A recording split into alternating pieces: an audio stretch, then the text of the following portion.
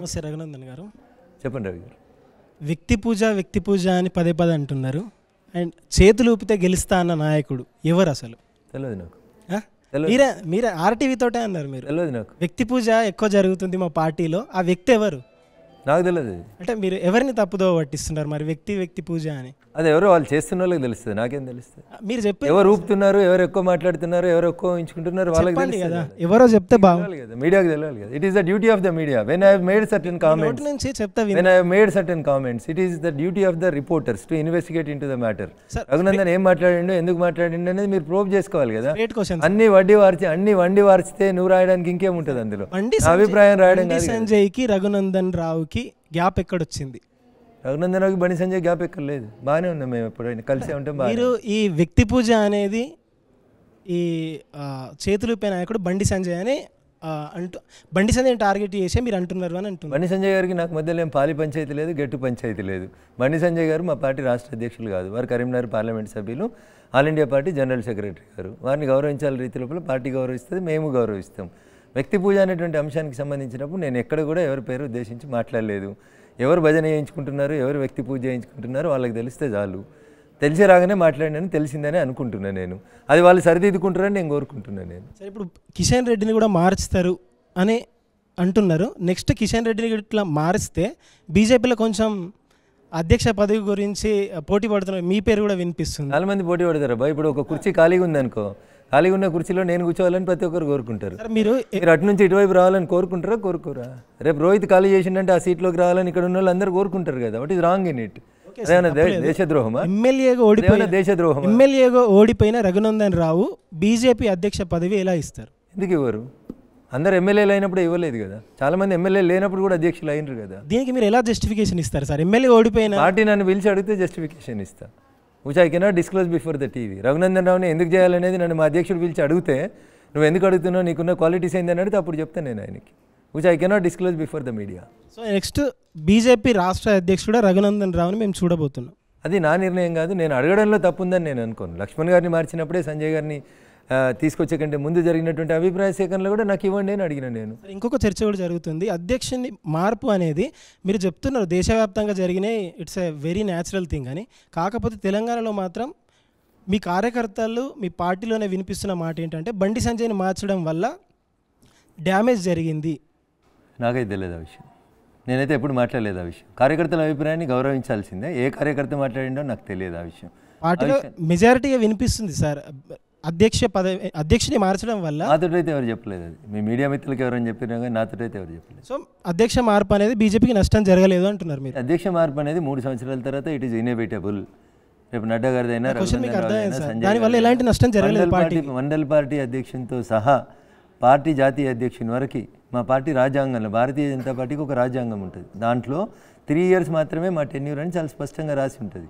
3 years తర్వాత renewal చేస్తే ఇంకొక 3 years ఉంటుంది. ఆ 3 years అనేది 6 years వరకే మ్యాక్సిమం ఒకరు ప్రెసిడెంట్గా చేయాలనేది మా పార్టీ రాజ్యాంగం. అది మీరు మా పార్టీ రాజ్యాంగం చూసిన తర్వాత అడుగుని ప్రశ్నలు నేను చెప్తాను. 3 years దాటిన తర్వాత ఎవరైనా కంటిన్యూ అయితే పార్టీ హైకమాండ్ ఇష్టం అంటే కంటిన్యూ పొడిగించే అవకాశం ఉన్నప్పుడు బండి సంజయ్ బాగానే చేస్తున్నారు, 6 నెలలు ఎందుకు మార్చారు అనేది. 6 నెలలు పొడిగించినారు కదా. February 2023కే అయిపోయింది వారి టెన్యూర్. వారిని తీసేయలేదు. తీసేయడం అనే పదం ఎప్పుడు వస్తుంది? 3 సంవత్సరాలు పూర్తి కాకముంటే ముందు వారిని మారిస్తే తీసేయడం అనే పదం వస్తుంది. 3 సంవత్సరాలు దాటిన తర్వాత ఇంకొక 6 నెలలు కంటిన్యూ అయినారు కదా వారు. నేను అదే చెప్తామన్నా, మేము మాట్లాడితే ఏమవుతుందని ఇందాక రోహిత్ అడిగినారు కదా. ఇట్లాంటి తప్పుడు పర్సెప్షన్స్ని డెవలప్ చేస్తారు. తీసేసినారు, పీకేసినారు, అబ్రప్ట్గా ఏది పడితే అది మాట్లాడుతుంది మీడియా. తీసేయలేదు పార్టీ. ఈ దేశంలో ఒక 10 మంది అధ్యక్షుల మార్పు జరిగిన దాంట్లో భాగంగా వారి మార్పు జరిగింది. 3 సంవత్సరాలకే జరిగిందా, 3 సంవత్సరాల 3 నెలలకు జరిగిందా, 6 నెలలకు జరిగిందా అనేది పార్టీ కేంద్ర నాయకత్వం వారి అవసరాల రీత్యా ఒక్కొక్కరిని ఒక్కొక్కసారి ఒక్కొక్క స్థానంలో పెడుతుంది. బండి సంజయ్ మార్పు తర్వాత బీజేపీ గ్రాఫ్ పడిందా, లేచిందా? భారతీయ జనతా పార్టీ ఎప్పటికీ అట్లే ఉంటుంది, పనిచేసుకుంటూనే పోతుంది. భారతీయ జనతా పార్టీ కార్యకర్తల బేస్డ్గా పనిచేస్తున్నటువంటి పార్టీ. నా దగ్గర అట్లాంటి కొలమానం ఏం లేదు. నేను ఆ ప్రశ్నకి సమాధానం. కానీ కొలమానం లేకుండా పార్టీ నిర్ణయాలు తీసుకోరు కదా, కొలమానంతోనే కదా నిర్ణయాలు తీసుకుంటుంది. అది నా వ్యక్తిగత అభిప్రాయం, అదే నా వ్యక్తిగత అభిప్రాయం రోహిత్. అది నేను బీఆర్ఎస్ పొలిట్ బ్యూరో సభ్యుని కాదని చెప్తూనే నా అభిప్రాయాన్ని చెప్పిన నేను మీకు ఒక ఇండివిజువల్గా. I'm not part and parcel of BRS. నేను part and parcel of BRS అయితే నేను కరెక్ట్ చెప్పేటోని అక్కడ. మీరు ఒక వ్యక్తిగా నా అభిప్రాయాన్ని అడిగినప్పుడు, ఒక రాజకీయ నాయకునిగా నా అభిప్రాయం అడిగినప్పుడు, ప్రజలలో ఉన్నటువంటి అభిప్రాయం, నేను విన్నటువంటి అభిప్రాయాన్ని నేను మీకు చెప్పిన. నేను భారతీయ జనతా పార్టీ మిగతా రకాలుగా కాదు, భారతీయ జనతా పార్టీ డిసిప్లిన్గా కార్యకర్తల బేస్గా నడిచేటువంటి ఒక పార్టీ. మా పార్టీకి ఒక పార్లమెంటరీ పార్టీ బోర్డు ఉంటుంది. వాళ్ళు తీసుకున్న నిర్ణయం మీకు నచ్చినా నచ్చకున్నా you have to obey it అంతే. కాశ్మీర్ నుంచి కన్యాకుమారి దాకా అదే జరుగుతుంది. ఒక వ్యక్తికి సంబంధించి అట్లా జరుగుతుందని నేను అనుకోను. రఘునందన్ రావు గారు, పార్టీలో చేరికలను పెద్ద ఎత్తున ప్రోత్సహించాలని అనుకున్నారు. ఒక దశలో ఈటెల రాజేందర్ లాంటి వాళ్ళు కూడా మేము ఎవరినైనా అడుగుతుంటే మీరే మా పార్టీలోకి రండి బీజేపీ నుంచి అని అడుగుతున్నారు, ఎవరిని అడగలేకపోతున్నామని ఈటెల రాజేందర్ లాంటి వాళ్ళు అన్నారు. మీరు అన్నారు బీజేపీ బీఆర్ఎస్ ఒక్కడంటే ప్రజలు నమ్మేశారు అని. కానీ చివరి దశలో ఎందుకు బీజేపీ నుంచి నేతలు అంతమంది బయటకు వెళ్ళిపోవాల్సిన పరిస్థితి? అది వారు వ్యక్తిగతమైనటువంటి అభిప్రాయం. వాళ్ళు వాళ్ళ అవసరాల కోసం వచ్చారు, అవసరం తీరిన తర్వాత వెళ్ళిపోయినారు. అంతకంటే ఎక్కువ ఏముంటుంది? చెరువు నిండితే కప్పలు వస్తాయి, చెరువు ఎండుతుంది అని అనుకుంటే కప్పలు ఇంకా నీళ్ళు ఎక్కడ ఉంటే అక్కడికి పోతాయి. దాని గురించి పెద్దగా ఎండబెట్టుకున్నారా? చెరువు కొన్నిసార్లు బుంగలు పడితే, కొన్నిసార్లు చెరువు కాలం అయిపోయిన తర్వాత సమ్మర్ వస్తే ఎండిపోతూ ఉంటుంది. పడ్డాయా, పెట్టారా? ఎవరు పెట్టారు? వ్యక్తిగతంగా తానున్నటువంటి చెరువు పాడు కావాలని ఏ పార్టీ కోరుకోదు, ఏ నాయకుడు కోరుకోడు. కొన్ని సందర్భాల లోపల అట్లా జరుగుతూ ఉంటాయి, జరిగిన వాటికి ఫలితం అట్లా ఉంటుంది. అంటే బయట నుంచి మీ పార్టీలో చేరిన వాళ్ళ వల్ల బీజేపీకి కొంత నష్టం జరిగింది అని మీరు అనుకుంటున్నారా? వాళ్ళు వచ్చినప్పుడు లాభం లేనప్పుడు వాళ్ళు పోతే కూడా నష్టం ఎట్లా జరుగుతుంది? వాళ్ళు వచ్చినప్పుడు జరిగిన లాభం ఏంది? జాయిన్ అయిన వాళ్ళు వచ్చినప్పుడు జరిగిన లాభం ఏందో చెప్పుండ్రు. ఒక నాయకుడు వచ్చి ఇది చేసిండు మీ పార్టీకి అని చెప్పుండ్రు. ఆ తర్వాత ఆయన పోయిన తర్వాత జరిగిన నష్టం ఏందో మాట్లాడుకుందాం. అంటే వేరే పార్టీ నుంచి చేరి ఇప్పటికీ బీజేపీలో కొనసాగుతున్న వాళ్ళ వల్ల కూడా ఏం లాభం జరగట్లేదా? వాళ్ళు సిద్ధాంతాన్ని నమ్మి పనిచేస్తామని వచ్చినారు, ఉంటారు. వాళ్ళు రేపు సీట్ ఇచ్చినా ఇవ్వకుండా ఉంటారు. అట్లా కొంతమంది సీట్ల కోసమే వచ్చేటోళ్ళు, అధికారం కోసమే వచ్చేటోళ్ళు పోతూ ఉంటారు, ఫ్లక్చువేట్ అవుతూ ఉంటారు. ఇంకెంతమంది ఉన్నారు బీజేపీలో వాళ్ళు? ఇంకేమున్నది? ఇంకా ఎలక్షన్స్ అయిపోయినాక ఇంకే ఉంటుంది? ఇంకా అయిపోయినాయి కదా, వాళ్ళ టార్గెట్ అయిపోయింది కదా. వాళ్ళు ఎన్నికల కోసం వచ్చారు, ఎన్నికల కోసం పోయినారు. లోక్సభ ఎలక్షన్స్ వస్తున్నాయిగా. లోక్సభ ఎన్నికలకి పార్టీ లోపల చాలామంది సీనియర్స్ ఉన్నారు, చాలామంది కాంపిటీట్ అవుతూ ఉన్నారు. ఇంకా ఇప్పుడు కొత్త ఎవరు వస్తారని నేను అనుకోను. వచ్చిన వాళ్ళకి పార్టీ పెద్దలతో మాట్లాడుకున్న తర్వాత వస్తారు. వస్తే 3-4 రావడానికి అవకాశం ఉంది, వస్తే వస్తారు. బీఆర్ఎస్ ఖాళీ అవుతుందని నేను అనుకుంటా ఉన్నాను.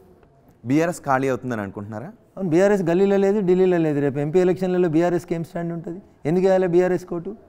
బీఆర్ఎస్ ఎంపీ గెలిచి రేవంత్ రెడ్డి గేట్ దగ్గర పోయి నిల్చుంటాడా, మోడీ గేట్ దగ్గర పోయి నిల్చుంటాడా? బీఆర్ఎస్ ఎంపీకి ఎందుకు ఓటేయాలి? బీఆర్ఎస్కి ఎందుకు ఓటేయాలి?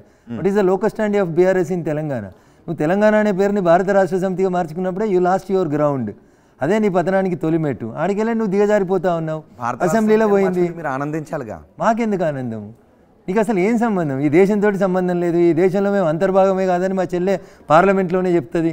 వెనకడికి నిజాం నవాబ్ మాది ప్రత్యేకమైన దేశంగా గుర్తించవాలని యుఎన్ఓ ముంగట దరఖాస్తు పెట్టిండని పార్లమెంట్లో మాట్లాడింది కవితమ్మ. వాళ్ళకి ఈ దేశం మీద భయం ఎక్కడిది, ఈ దేశం మీద భావన ఎక్కడ? నేను అడుగుతా ఉన్నారు రోహిత్ గారు, రేపు పార్లమెంట్ ఎన్నికలలో బీఆర్ఎస్కి ఎందుకు ఓటేయాలి? ఒకరో ఇద్దరో ముగ్గురో గెలిచిరు అనుకో, ఏం చేస్తారు వాళ్ళు పోయి? ఏడ నిల్చోవాలి వాళ్ళు పోయి? ఎవరితో మాట్లాడాలి? వాళ్ళ కోసం ప్రగతి భవన్ గేట్లు ఎందుకు తెరుస్తారు? వాళ్ళ కోసం ఢిల్లీ గేట్లు ఎందుకు తెరుచుకోబడతాయి? In what way? Why the people should vote for BRS? చెప్పు, మీరు నాకు తెలియక అడుగుతున్నా. ప్రగతి భవన్ గేట్లు పగలగొట్టి రేవంత్ మంచి పని చేశారని అనుకుంటున్నారా? ప్రజాస్వామ్యం లోపల నాయకుడు అనేటువంటి వాడు ప్రజల్ని కలవాలి. ముఖ్యమంత్రి అయినా మంత్రులైనా ప్రజలకు అందుబాటులో ఉండాలి. That is the true spirit of democracy. ఇప్పుడు కాంగ్రెస్ ఎంపీ కోమటిరెడ్డి వెంకటరెడ్డి గారు 4 సార్లు కలిసిరు ప్రధానమంత్రిని. మేము కలిసినామా, కలవలేదా? అది ప్రజాస్వామ్యం స్పిరిట్. అది ఏ పార్టీ వ్యక్తి అయినా తన నియోజకవర్గానికి సంబంధించిన అంశాలకు సంబంధించి ముఖ్యమంత్రినో ప్రధానమంత్రినో కలవాలనుకుంటే మేము కంచేసుకుంటాం, గేట్లు వేసుకుంటాం. ముఖ్యమంత్రిని కలవాలంటే ఒక ప్రొసీజర్ ఉంటుంది. ఏం ప్రొసీజర్ ఉంటుందో చెప్పుర్రి. గద్దర్ లాంటి వాడు వచ్చి 4 గంటలు గేట్ ముంగట నిలిచినాడు. ఏం ప్రొసీజర్ కావాలి నీకు?